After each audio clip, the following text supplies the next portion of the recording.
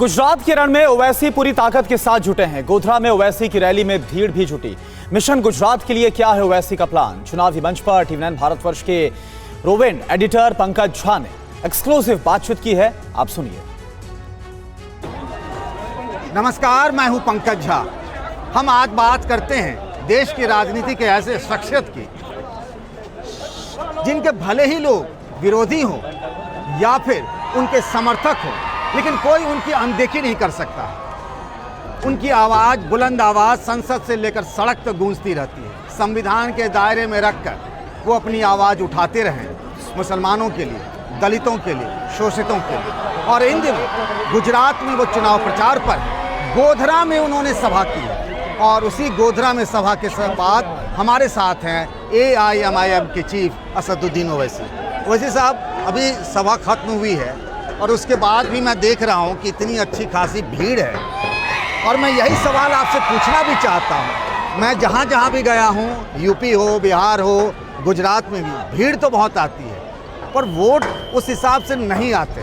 ये सवाल आपसे पहले भी पूछा गया होगा, ऐसी क्या वजह है? देखिए, कोई भी पॉलिटिकल पार्टी के सियासी सफ़र में हर किसी को इस मंजिल से गुजरना पड़ता है। चाहे काशीराम साहब हों, मुलायम सिंह यादव साहब हों, बड़े बड़े नेता गुजरे हैं। और हमारी पार्टी की तारीख भी इसी रही हैदराबाद में। तो इस राह से हम गुजर रहे हैं, मगर एक बात याद रखिए कि कामयाबी अनकरीब में मिलने वाली है और मिलेगी, क्योंकि ये कोई मोबिलाइज क्राउड नहीं है कि दूसरी पार्टी की तरह उनको गाड़ी में सब चीज़ दे दिला कर लगाती है। उनकी मोहब्बत है। ये बेनफ्स होकर जब आ रहे हैं तो यकीनन ये आप देखेंगे तब्दीली आएगी, आ रही है। मैं एक चीज़ जो बात अभी उठी है हाल फिलहाल में, और वो है चुनाव आयोग का मसला है कि सुप्रीम कोर्ट के संविधान पीठ ने कहा है कि एक उदाहरण देते हुए कि क्या चुनाव आयोग को इतना मजबूत तो होना चाहिए कि अगर प्रधानमंत्री के खिलाफ कोई कार्रवाई करनी हो तो कर सके। चूँकि आप 4 बार के सांसद रहे, आपको लगता है चुनाव आयोग में वो दम है, वो निष्पक्षता से अपनी काम करता है? देखिए, जो मसला सुप्रीम कोर्ट के सामने जो मोटा मोटा मुझे समझ में आया वो है इलेक्शन कमिश्नर्स के अपॉइंटमेंट का। और जो बात उठ रही है कि उसमें सिर्फ एग्जीक्यूटिव का रोल ही ना रहे, बल्कि उसमें जुडिशरी के भी और लीडर ऑपोजिशन के लोग भी हों, ताकि और उनको इंडिपेंडेंट बनाया जाए, इलेक्शन कमिश्नर्स को और इंडिपेंडेंट बनाया जाए। मैं समझता हूं कि वो एक वाजबी बात है और उस पर मोदी सरकार को सोचना चाहिए, कबूल करना चाहिए। उसमें उनके पावर से वो छीन नहीं रहा है, तो ये बहुत अच्छा रहेगा और इलेक्शन फ्री एंड फेयर होंगे। अपॉइंटमेंट ऑफ कमिश्नर्स का मसला है, बहुत अच्छा है। ये ओवैसी साहब के चेहरे में ऐसा क्या है कि चाहे रूलिंग पार्टी हो या अपोजिशन पार्टी हो, हर आदमी को ओवैसी पसंद नहीं है? मतलब ऐसा क्या हो सकता है कि एक मुद्दे पे दोनों तरफ के लोग जो हैं उनकी सहमति है, बिल्कुल एक है? नहीं, इसका सीधा जवाब ये है कि कोई सच्चाई को और ईमानदारी को पसंद नहीं करता। इनको चाहिए कॉम्प्रोमाइज़ लोग, इनको चाहिए गुलाम, इनको चाहिए ऐसे लोग जो उनके आगे हाथ जोड़कर खड़े रहे। हम कहते हैं कि हम ना हाथ जोड़ेंगे, हम हिस्सेदारी की बात करेंगे। हमने यूपी में भी कहा, यहाँ भी कहा हम दरी नहीं बिछाएंगे। हम कब तक आपके लिए काम करेंगे? अब हम अपने लिए काम करना चाह रहे हैं। आप नहीं पसंद करते, वो आपका हक है।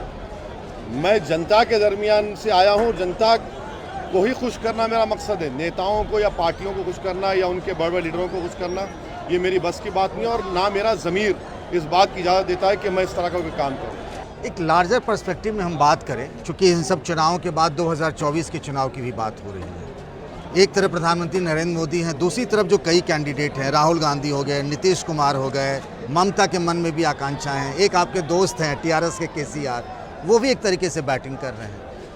आप किधर रहेंगे, कहाँ दिखेंगे? नहीं, देखिए, मेरा कोई ख्वाब नहीं है प्रधानमंत्री बनने का। आपका मैंने तो सुनिए, जिनका ख्वाब है वो पूरा कर ले। हम ये कह रहे हैं कि हमको हमारा हिस्सा मिलना चाहिए। आप क्यों भारत के अल्पसंख्यक समाज मुसलमान को, जो इस देश के 19 करोड़ की आबादी है, क्यों उनको आप इस तरह से इनविजिबल कर रहे हैं? आप उनको बाजू खड़ा करने के लिए तैयार नहीं है। आप बिल्किस बानो का नाम लेने से कतराते हैं, यूनिफॉर्म सिविल कोड पर बोलने से आप डरते हैं। क्यों? इससे देश का क्या होगा? आप अगर वोट तो चाहिए आपको, मगर आप इज्जत देना नहीं चाहते, आप मुकाम देना नहीं चाहते, तो ये जो प्रधानमंत्री बनने का ख्वाब देख रहे हैं, आपको मुबारक हो। मेरे ख्वाब अलग हैं, मेरी कोशिशें अलग हैं। राहुल गांधी के साथ, नीतीश कुमार के साथ या ममता के साथ क्यों नहीं होते? मकसद तो सबका एक ही है ना भाई। अरे भैया ओवैसी छोड़िए, वो अपने पार्टी के नेताओं को साथ नहीं रखते वो लोग।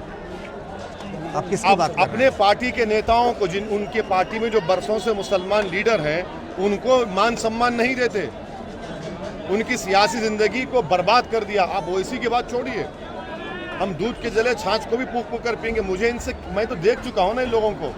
भाई आप राहुल गांधी या ममता बनर्जी, नीतीश कुमार को आप सेकुलर नहीं मानते, उनको नहीं मानते कि वो मुसलमानों के रहनुमाई? नीतीश कुमार हाँ, जब गुजरात जल रहा था तो वो मिनिस्टर थे वाजपेयी कैबिनेट में। पहली मर्तबा मुख्यमंत्री बने बीजेपी से, फिर छोड़े, फिर दोबारा बने। ममता बनर्जी कहती है कि मेरे आरएसएस अच्छे लोग हैं। आप बोलिए, फिर आइडियोलॉजी पर नहीं लड़ना चाह रहे भाजपा से, और आप कह रहे हैं कि प्रधानमंत्री बनेंगे। आइडियोलॉजी पे लड़िए ना। आप तो फर्क दिखाइए, ये अंधेरा है और ये रोशनी है। कभी कभी क्या होता है ना कि आपको दिल बड़ा करना पड़ता है। दिल देखिए, आप ये दिल क्यों नहीं बड़ा कर रहे हैं अपने लिए? दिल क्या बड़ा करें भाई आप भी तो पहल कर सकते हैं, राहुल गांधी के पास जा सकते हैं, ममता के पास जा सकते हैं। अरे भाई, मेरी बेटी को रेप करने वालों को छोड़ दिया गया, दिल बड़ा करो। नहीं उस सुनो, मेरे बेटों को रोड पर लाकर लठों से मारा जाता है, मैं दिल बड़ा करूं। श्री कृष्णा कमीशन में शिवसेना का नाम आया, आपने सत्ता बना ली, मैं दिल बड़ा करूं। मैंने अपनी मस्जिद खो दी। आज गुजरात में 1% मुसलमान गवर्नमेंट एम्प्लॉयमेंट में, दिल बड़ा करूं मैं। दिल तो उनको बड़ा करना चाहिए जो बड़े मुकाम पर बैठे हैं।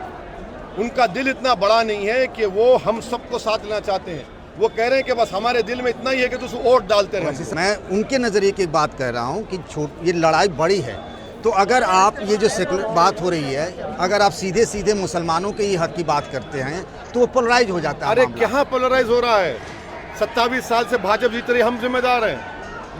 पंकज भाई, अमेठी हम बंगाल में ममता ने बचाया ना। अरे ममता TRS तेलंगाना में है ना। सुनिए, ममता में और केसीआर में जमीन आसमान का फर्क है। केसीआर कम से कम मुसलमानों को पढ़ा रहा है। हम जाकर मिले उनसे, लड़े उनसे। आपके दोस्त हैं तो आप तारीफ करते हैं। दोस्त का नहीं है। आप किसी भारत के प्रदेश में बता दीजिए कि 60,000 मुस्लिम बच्चे बच्चियां 6 क्लास से 12वीं क्लास तक, 12th क्लास तक फ्री में पढ़ रही हैं। बताओ हमको, बताओ भाई, आपको बताओ क्या किया आपने? भाई जगन मोहन भी चल रहे हैं, ममता भी चल रही है, ऐसा तो है नहीं। जगन मोहन हमारे दोस्त है, रहेंगे। उनके अलग मजबूरियां हैं, वो सब जानते हैं। मगर आप आइडियोलॉजिकली कहाँ हैं बताइए ना, किसके साथ हैं आप बंगाल की बात कर रहे हैं। बंगाल के जो मुर्शिदाबाद, मालदा, उत्तर दिनाजपुर, वहाँ जाकर देखिए, उस पानी में आर्सेनिक है जहाँ पर मुसलमान रहते हैं, और आप बोलते हैं बड़ा काम किए। तो क्या मान के चला जाए 2024 में फिर यही रहेगा? भाई 2024 से क्या हो तो हमको क्या करना है? नहीं, सुनिए, मुझे पहले देखना है कि भाई आप भारत की राजनीति में मुस्लिम अल्पसंख्यक समाज का, जो भारत के 22 शहरी है, उनको उनका हिस्सा मिलेगा नहीं मिलेगा। आप अगर बिहार चले जा रहे हैं, आरजेडी और जेडीयू के खिलाफ लड़ें, यूपी चले जाएं, आप वहाँ अखिलेश यादव, ममता के, मायावती के खिलाफ लड़ें। मैं बेहद माफ़ी चाहता हूँ, आपको इंटरप्ट कर रहा हूँ। अरे भाई, कितने मर्तबा अखिलेश हारेंगे? आप मुख्यमंत्री थे, हार गए। 14 का चुनाव आया, हार गए। 19 का आया, हार गए। 22 का आया, हार गए। अरे भाई, ये कब जीतेंगे? हम खाक हो जाएंगे तुमको खबर होने तक। कौन है? कितने हारेंगे इलेक्शन आप? कितने हारे जा रहे हैं आप? क्यों हार रहे हैं? क्योंकि आप आइडियोलॉजिकली भाजपा से मुकाबला नहीं कर रहे हैं।